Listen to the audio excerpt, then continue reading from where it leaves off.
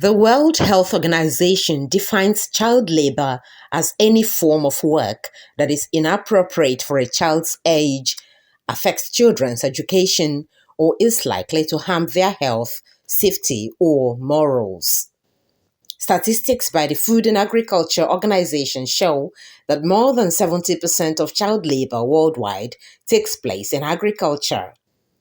Today, 112 million boys and girls are engaged in child labor in crop production, livestock, forestry, fisheries, or aquaculture, often working long hours and in hazardous conditions, and this violates the rights of children. The statistics showed that child labor had worsened. Between last year and this year, I don't think that there would have been much improvement, but we shall wait. My expectation is that child labor would have worsened, and we seem to be failing our children. When we have got resolutions, we have got conferences, we have got conventions, but if child labor is worsening, something is wrong. So we should take this more seriously, and that we should stop making aspirational type of statements, but actually make a very serious commitment to end child labor, put a specific date to it.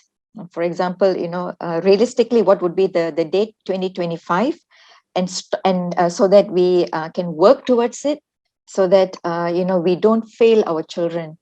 The tobacco industry, for instance, has for years engaged children in tobacco cultivation, a practice tobacco control advocates have faulted due to the risks it poses to children's health and education.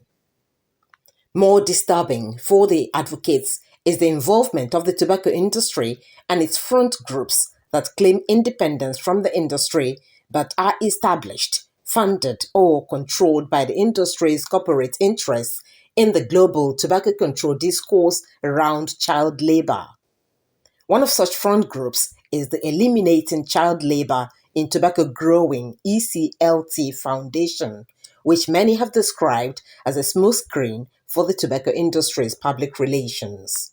And through these years of anti-tobacco campaigns, we have learned that this unfortunate experience is the only ill faced by the tobacco farmers.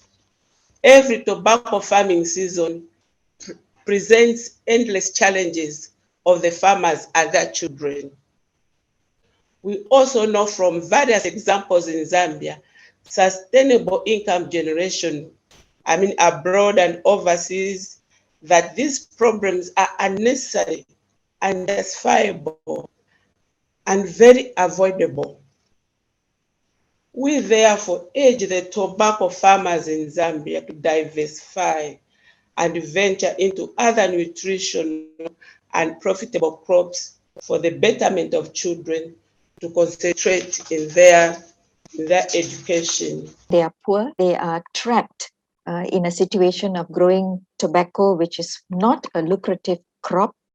They get very low prices. So when parents find themselves in this kind of a situation, they can't be blamed. The blame has to go back to the tobacco industry that is responsible, because it's the tobacco industry that controls the price, which puts the conditions. And also, tobacco has never been a lucrative crop. So that's why tobacco farmers will continue to remain poor. It is capital intensive, it's labor intensive. It requires a lot of investment in order to, have a good crop. It's completely dependent and vulnerable to weather conditions. The quality of the leaf is determined by, the amount of rains, when it rains, and on conditions that is completely beyond the control of the farmer. As representatives from youth and children around the world host plenaries, presentations, and side events during the 5th Global Conference on the Elimination of Child Labor in Durban, South Africa, tobacco control advocates are calling for the full exclusion of the tobacco industry and its allies from the UN system by rejecting their partnerships and donations, as these hinder progress in eliminating child labor, and also influence policymakers and the public in their favor. We want the government initiatives to occur without tobacco industry interference. And I think that is one of the key areas of concern. There are other ways through which we can get funding to eliminate child labor. And of course, there have been models out there pertaining to domestic and other forms of resource mobilization for tobacco control. It's time to make sure that tobacco is removed out of the 10 strategic crops of the country. It's time now to make sure that Tanzania Tobacco Board is dissolved. It's time we shout about the hazards of this crop. So we hope as we continue with our advocacy, more MPs and then more voices will be heard. And actually one MP from Kigoma area where the industry had just got in to introduce tobacco.